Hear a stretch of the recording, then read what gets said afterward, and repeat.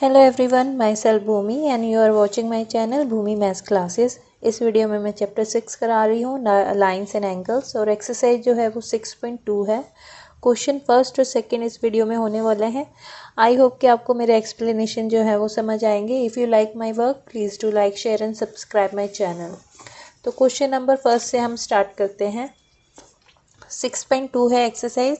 इसमें फिगर 6.23 दिया गया है और इसमें बोला गया है ए बी जो है पैरेलल है सी डी के और सी डी जो है वो पैरेलल है ई एफ के, और हमें ये दो एंगल दिए गए हैं वाई और जी जो रेशोज में दिए गए हैं। एग्जैक्ट वैल्यू नहीं है इनकी हमारे पास। और तीसरा हमें है फाइंड एक्स, हमें ये वाला एंगल जो है वो एक्स निकालना है। तो स्टार्ट करते हैं। पहले गिवन देख लेते हैं क्या क्या हमें दिया गया है इस क्वेश्चन में। Question number first, we are given AB parallel to CD and CD parallel to EF, और Y और Z जो है उनके रेशोज दिए गए हैं। अब हम यहाँ पे डायग्राम बना लेते हैं। ये तीन लाइंस हैं, ये ट्रांसवर्सल है, ये AB, ये CD और ये EF। अब हमारे पास ये एंगल है Z, ये एंगल है Y और ये एंगल है X। तो हमें Y और Z जो है वो रेशो में दिए गए हैं और X हमें निकालना है। टू फाइंड में करना है एंगल X। तो सॉल्यूशन देखते हैं इसका। सबसे पहले हम लिखेंगे, इसमें हम देखते हैं एंगल x जो है इक्वल टू में angle y plus angle y 180। Reason हम क्या लिखेंगे, इंटीरियर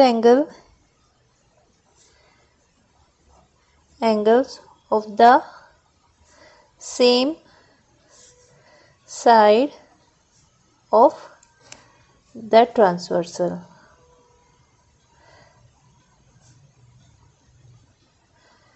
ये हो गया। अब हमें क्या करना है, हम लेते हैं एक angle T। Let take a angle T on CD। ये एंगल हमने इस पे लिया। Angle T will be angle Z, corresponding angle.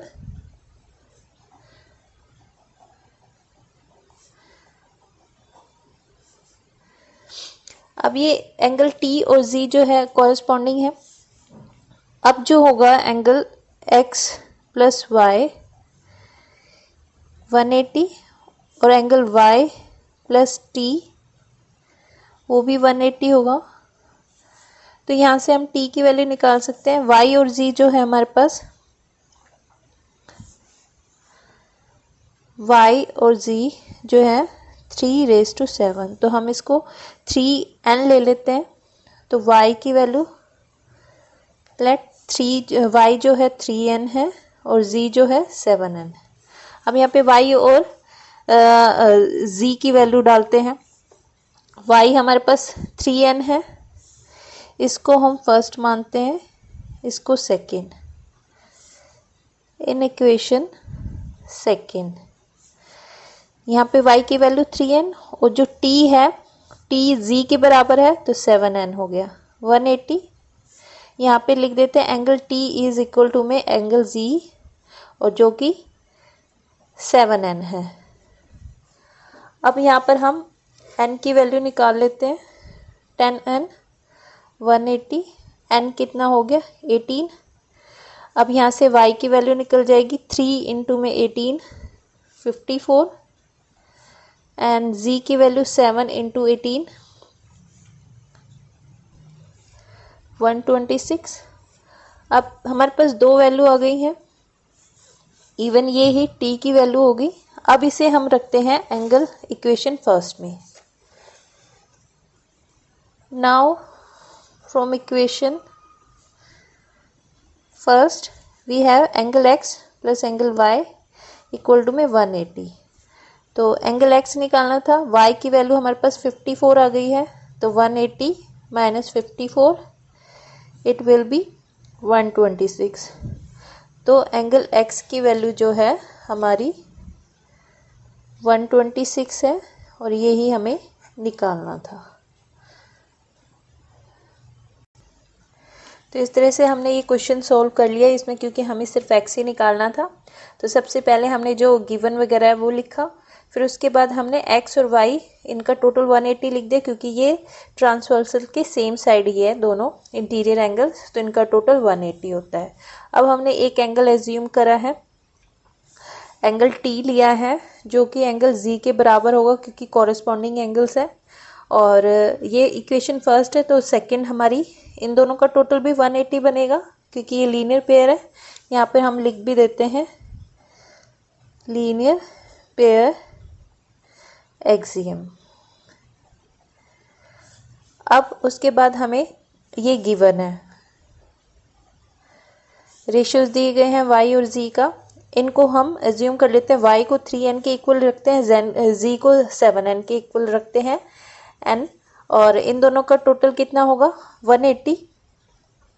y और z का 180 किस लिए आया है, क्योंकि y जो है वो t के बराबर है, तो t की जगह हमने z यूज़ करा और दोनों की वैल्यू 7n है। तो ये इक्वेशन फर्स्ट में सेकंड में हमने यूज़ करा है z की वैल्यू, z क्योंकि t के बराबर है तो इसलिए इनकी वैल्यूज़ डाल दी है। 10 आ गया हमारे पास, यहाँ से हमने n की वैल्यू निकाली। उसके बाद फिर हमारे पास y की वैल्यू आ जाती है, z की आ जाती है, वो ही t की होगी। फिर उसके बाद हम इक्वेशन फर्स्ट में डालते हैं, क्योंकि वहाँ पर हमें y की वैल्यू चाहिए होगी। y की वैल्यू को हम 180 में से सब्ट्रैक्ट करेंगे तो हमारे पास x आ जाएगा, और वो ही हमें निकालना था। तो इस तरह से हमने फर्स्ट क्वेश्चन कर लिया है। अब इसका सेकंड क्वेश्चन देखते हैं।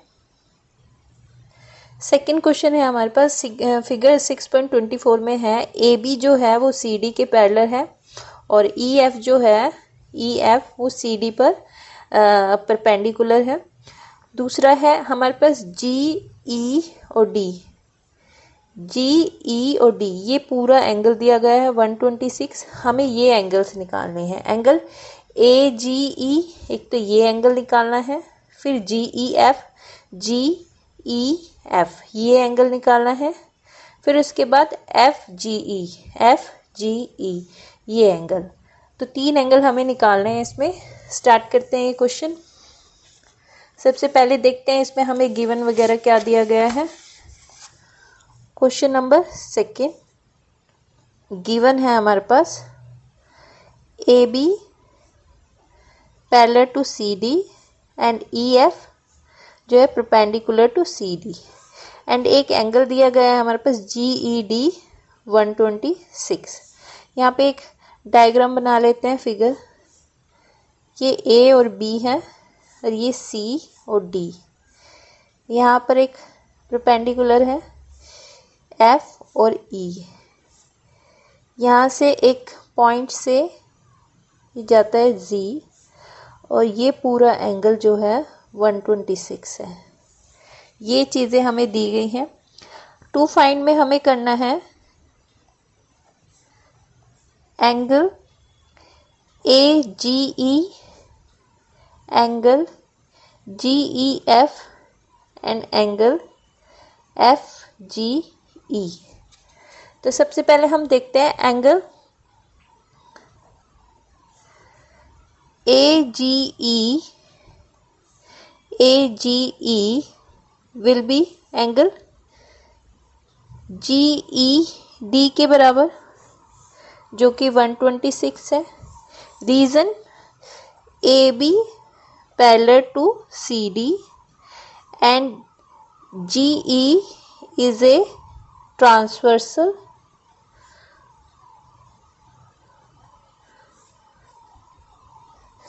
सो angle A G E is equal to में जी ई डी, ये क्या होंगे vertically opposite angle, vertically opposite angle, क्योंकि दोनों लाइन पैरेलल है। ये गिवन है हमारे पास। ये दोनों लाइन पैरेलल है, ये ट्रांसवर्सल होगी, तो ये एंगल और ये एंगल इक्वल होगा। किस लिए? Vertically opposite angle. तो इसलिए हमारे पास जो आ गया AGE इज 126। पहला आंसर आ गया हमारे पास। अब हम दूसरा देखते हैं। दूसरा हमारा है GEF। GEF, तो अब हमारे पास जो GEF है उसको हम ऐसे लिख सकते हैं, GED माइनस में FED। GED में से FED सब्ट्रैक्ट कर देंगे तो ये एंगल बचेगा GEF, तो वो ही है क्योंकि इन दोनों की हमारे पास वैल्यू है।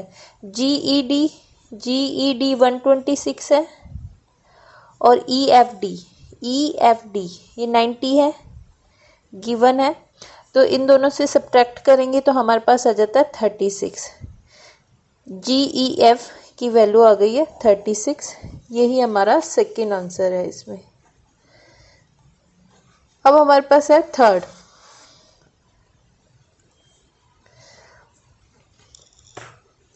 अब हमारे पास थर्ड है FGE। ये एंगल हमें निकालना है, ये वाला।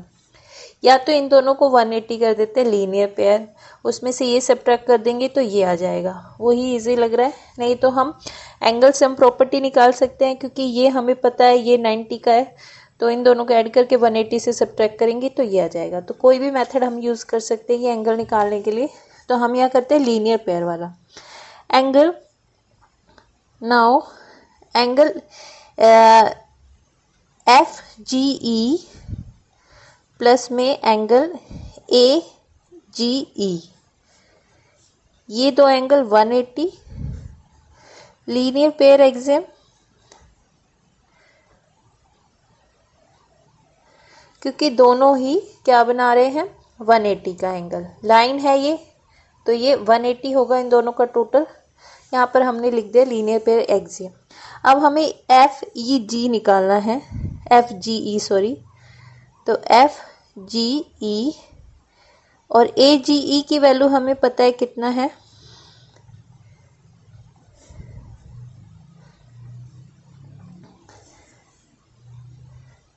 (180) माइनस में ये हो गया है हमारे पास AGE 126 है, तो हमारे पास आ जाता है 54, और ये ही FGE की वैल्यू है। तो इस तरह से ये हमारा आंसर निकल आता है।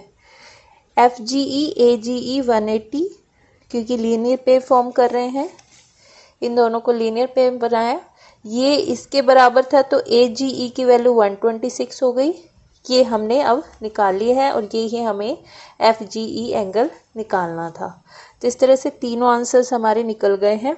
फर्स्ट हमने निकाला था क्योंकि ये दोनों क्या थे, ये दोनों लाइंस पैरेलल हैं, तो ये ट्रांसवर्सल हुई, तो ये एंगल इसके बराबर हुआ, वर्टिकली अपोजिट एंगल।